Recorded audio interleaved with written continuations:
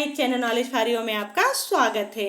इस वीडियो में हम राजनीति का अध्याय 4 जाति धर्म और लैंगिक मसले के उन महत्वपूर्ण प्रश्नोत्तर को हल करेंगे जो परीक्षा की दृष्टि से अति महत्वपूर्ण है। तो चलिए देखते हैं। सही विकल्प चुनिए। सर्वप्रथम नारीवाद आंदोलन किस देश में शुरू हुआ? तो सबसे पहले नारीवाद आंदोलन ऐसा कौन सा देश है जहां शुरू हुआ था? अमेरिका में, भारत में, रूस में या चीन में? तो इसका सही उत्तर है अमेरिका में। तो अमेरिका में सबसे पहले नारीवाद आंदोलन शुरू हुआ था। दूसरा है भारतीय समाज है। तो भारतीय समाज कैसा है? मातृ प्रधान, भ्रातृ प्रधान, पितृ प्रधान या ये सभी? मातृ मतलब होता है क्या महिला प्रधान है ना, या फिर भाई प्रधान है। पितृ प्रधान मतलब पुरुष प्रधान है क्या? तो बिल्कुल सही, भारतीय समाज जो है वह पितृ प्रधान है। तो इसका उत्तर हो जाएगा गा, पितृ प्रधान। लैंगिक विभाजन क्या है? अब लैंगिक विभाजन का क्या मतलब होता है? लैंगिक मतलब आप लोग जानते होंगे ना, स्त्रीलिंग और पुल्लिंग, दो लिंग हुआ करते हैं, एक स्त्री होती है, एक पुल्लिंग होते हैं। तो इस तरीके क्या मतलब हम विभाजन कर लें कि ये स्त्री है, ये पुरुष है, तो उसे लैंगिक विभाजन कहा जाता है। तो इसका सही उत्तर हो जाएगा पुरुषों और महिलाओं के बीच विभाजन। धर्म के आधार पर भेदभाव न करने वाले व्यक्ति को क्या कहते हैं? धर्म के आधार पर मतलब वो ये नहीं कहता कि ये हिंदू धर्म का है, ये मुस्लिम धर्म का है, ये ईसाई धर्म का है ना, ये सिख धर्म का है, ये नहीं मानता। तो उस व्यक्ति को क्या कहा जाएगा? उस व्यक्ति को कहा जाएगा धर्म निरपेक्ष व्यक्ति, क्योंकि वो धर्म के आधार पर किसी प्रकार का कोई भेदभाव नहीं कर रहा है। तो उत्तर हो जाएगा धर्म निरपेक्ष। भारत में कुछ स्थानों पर लिंगानुपात किस स्तर तक गिर गया है? तो लिंगानुपात तो आप लोग जानते हैं, मतलब स्त्री और पुरुष। तो यहाँ पर ना जो स्तर गिरा है वो कितना हो गया है? 800 तक हो गया है। बहुत सारे ऐसे स्थान हैं जहाँ पर जो लिंगानुपात है वह 800 तक गिर चुका है। 800 तक गिरने का मतलब ये होता है कि 1000 पुरुष पर 800 महिलाएं। भारत में सामाजिक विभाजन का कौन सा कारण विद्यमान है? सामाजिक विभाजन का कौन सा कारण है? तो जाति है, धर्म वो भी है, लिंग वो भी है। तो इसका उत्तर हो जाएगा ये सभी। देश के 6 राज्यों में समय उपयोग संबंधी सर्वेक्षण एक औरत औसतन रोजाना कितने घंटे कार्य करती है? ये पूछ रहा है कि देश के 6 राज्यों में एक सर्वेक्षण हुआ।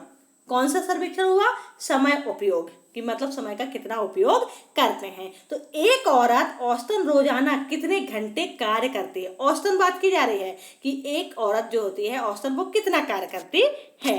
तो इसका उत्तर हो जाएगा 7.5 घंटे से ज्यादा। जो औरतें होती हैं वह 7.5 घंटे से ज्यादा कार्य करती है, लेकिन ये औसतन है, इससे भी ज्यादा कार्य करती हैं। भारत में प्रायः लैंगिक असमानता का सामना करना पड़ता है।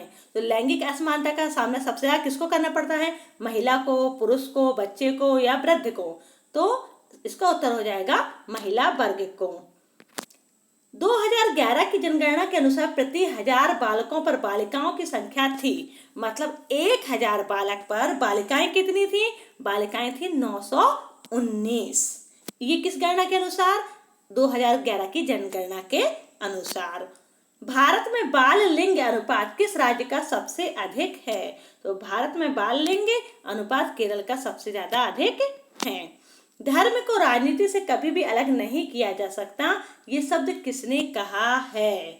तो धर्म को राजनीति से नहीं अलग किया जाता है, ये कहा है महात्मा गांधी ने। वर्तमान में भारत में 15वीं लोकसभा में निर्वाचित महिला प्रतिनिधियों की संख्या कितनी है? महिला प्रतिनिधि 59 है, मतलब 59 हैं। भारत के राज्यों की विधानसभाओं में महिलाओं का प्रतिनिधित्व कितना फीसदी है? तो भारत के राज्यों की विधानसभा में महिलाओं का प्रतिनिधित्व 5%, मतलब 5% से कम है।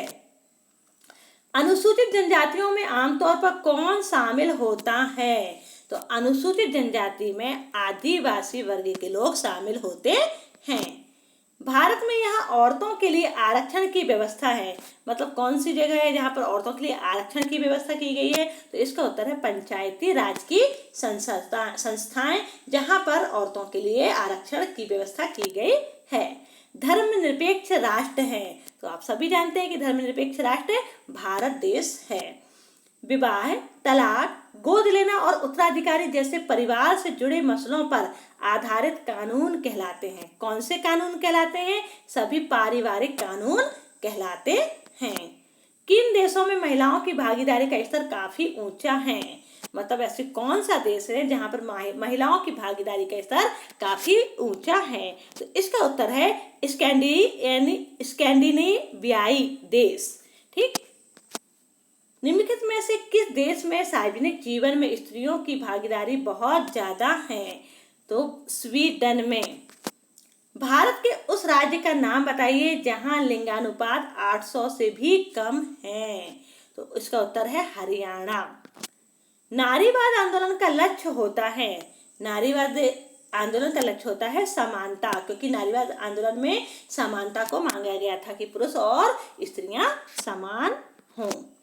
वह समाज जो महिलाओं की तुलना में पुरुषों को ज्यादा महत्व या ज्यादा शक्ति दे तो उसे क्या कहा जाता है? उसे पितृ प्रधान समाज कहा जाता है। क्यों? क्योंकि यहाँ पर पुरुषों को ज्यादा महत्व दिया जा रहा है, और जहाँ पर पुरुषों को ज्यादा महत्व दिया जाता है तो वह पितृ प्रधान समाज कहलाता है।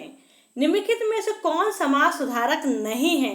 ज्योतिबा फुले हैं, डॉक्टर अंबेडकर भी है, पेरियार रामास्वामी नायकर भी है, और डॉक्टर राजेंद्र प्रसाद नहीं है। तो इसका उत्तर हो जाएगा डॉक्टर राजेंद्र प्रसाद समाज सुधारक नहीं है। दुनिया के किस हिस्से में सार्वजनिक जीवन में महिलाओं की भागीदारी का स्तर काफी ऊंचा है? तो इसका उत्तर है स्वीडन, नॉर्वे और फिनलैंड। भारत एक धर्मनिरपेक्ष राज्य के बारे में निम्नलिखित में से कौन सा कथन सही नहीं है? तो किसी भी धर्म के पालन की स्वतंत्रता है, मतलब ये सही है। कोई भी राजकीय धर्म नहीं, ये भी है। धर्म के आधार पर भेदभाव करने की मनाही, धर्म के आधार पर भेदभाव करने की मनाही, और धर्म के आधार पर सीटों का आरक्षण। तो इसका उत्तर हो जाएगा धर्म के आधार पर सीटों का आरक्षण, ये कथन सही नहीं है। तो उत्तर होगा डी। प्रश्न तीसरा है, एक शब्द एक वाक्य एवं अति लघुत्तरीय प्रश्न है। धर्म और राजनीति का संबंध कब समस्या उत्पन्न करता है? धर्म और राजनीति का संबंध समस्या कब उत्पन्न करता है? जब धर्म को राष्ट्र के आधार के रूप में देखा जाता है। हमारे संविधान निर्माताओं ने धर्मनिरपेक्ष राष्ट्र का मॉडल क्यों चुना?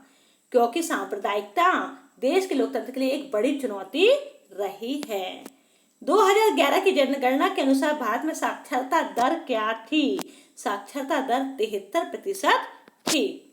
नारीवाद आंदोलन क्या है?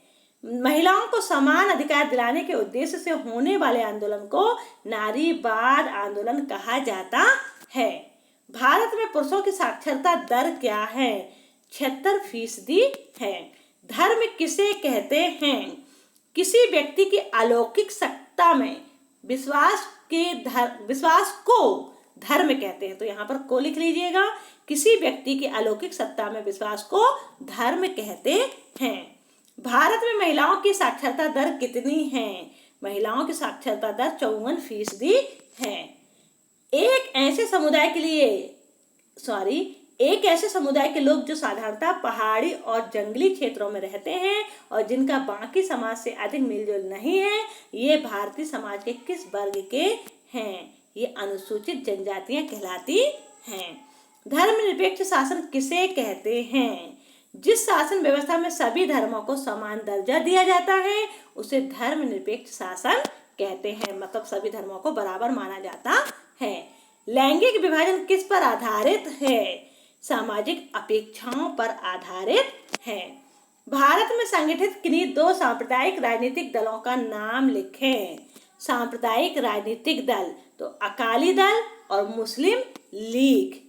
उस प्रक्रिया को क्या कहते हैं जिसमें लोग ग्रामीण क्षेत्रों से शहरों की ओर पलायन करते हैं? पलायन करना मतलब चले जाते हैं, गांव को छोड़कर वो शहर में जाकर बस जाते हैं। तो उस प्रक्रिया को क्या कहा जाता है? उसे नगरीकरण कहा जाता है। भारत में संगठित किन्हीं 2 सांप्रदायिक राजनीतिक दलों का नाम लिखें। ये 2 बार आ गया है, ठीक है। तो इसका उत्तर है अकाली दल और मुस्लिम लीग। महिलाओं के लिए पंचायतों में कितना स्थान आरक्षित है? महिलाओं के लिए पंचायत में 1/3 स्थान आरक्षित है। किन्हीं 2 समाज सुधारकों के नाम बताइए जिन्होंने जाति रहित समाज के लिए काम किया? तो ज्योतिबा फुले और महात्मा गांधी। और भी हैं, इसके पहले भी हम एक प्रश्न में देख चुके हैं।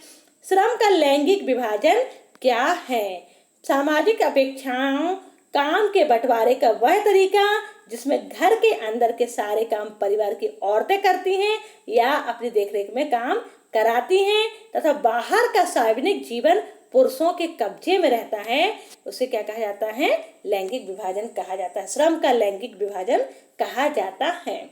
लोकतंत्र का क्या अर्थ है? तो लोकतंत्र वह शासन प्रणाली है जिसमें सत्ता जनता के हाथों में होती है। लोकतंत्र शब्द अंग्रेजी के शब्द डेमोक्रेसी से बना है, जिसका अर्थ होता है जनता की सत्ता। मतलब जहां पर जनता के हाथों में सरकार होती है उसे लोकतंत्र कहा जाता है। वर्ण व्यवस्था से क्या तात्पर्य है? जाति समूहों का पदानुक्रम जिसमें एक जाति के लोग हर हाल में सामाजिक पायदान के ऊपर रहेंगे तो किसी अन्य जाति समूह के लोग क्रमागत के रूप में उनसे नीचे। इसका मतलब यह है कि वर्ण व्यवस्था वह होती है जिसमें एक जाति के लोग उच्च जाति के माने जाते हैं और कुछ जाति के लोगों को निम्न जाति का माना जाता है। नारीवादी का क्या अर्थ है? औरत और मर्द के समान अधिकारों और अवसरों में विश्वास करने वाली महिला या पुरुष को नारीवादी कहा जाता है। सांप्रदायिकता क्या होती है? जब किसी संप्रदाय विशेष के लोग अपने संप्रदाय को श्रेष्ठ तथा दूसरे संप्रदाय को हीन समझते हैं। संप्रदाय मतलब धर्म से हो सकता है ना, धर्म से मतलब है इसका। तो जब किसी संप्रदाय विशेष के लोग अपने संप्रदाय को श्रेष्ठ तथा दूसरे संप्रदाय को हीन समझते हैं और उसके लिए उग्र रूप धारण करें, उसे सांप्रदायिकता कहते हैं। सार्वभौमिक वयस्क मताधिकार से क्या तात्पर्य है? किसी भी देश में रहने वाले वयस्क व्यक्ति किसी जाति, धर्म, भाषा या आर्थिक असमानता के आधार पर वोट डालने का अधिकार रखते हैं, उसे सार्वभौमिक वयस्क मताधिकार कहा जाता है। सांप्रदायिकता भारत में किस तरह खतरा पैदा कर सकती है? तो सांप्रदायिकता भारत की एकता, अखंडता के लिए खतरा उत्पन्न कर सकती है। देश के दो संप्रदायों के बीच वैमनस्य मतलब लड़ाई झगड़ा उत्पन्न कर सकती है, जिससे देश की राजनीति प्रभावित हो सकती है। भारत में विभिन्न धार्मिक समुदाय के लोगों का प्रतिशत क्या है? तो 2011 की जनगणना के अनुसार भारत में हिंदू 79.8%, मुसलमान 14.2%, ईसाई 23%, सिख 1.7%, बौद्ध 0.7% और जैन 0.4% आदि धार्मिक समुदाय के लोग यहाँ पर रहते हैं।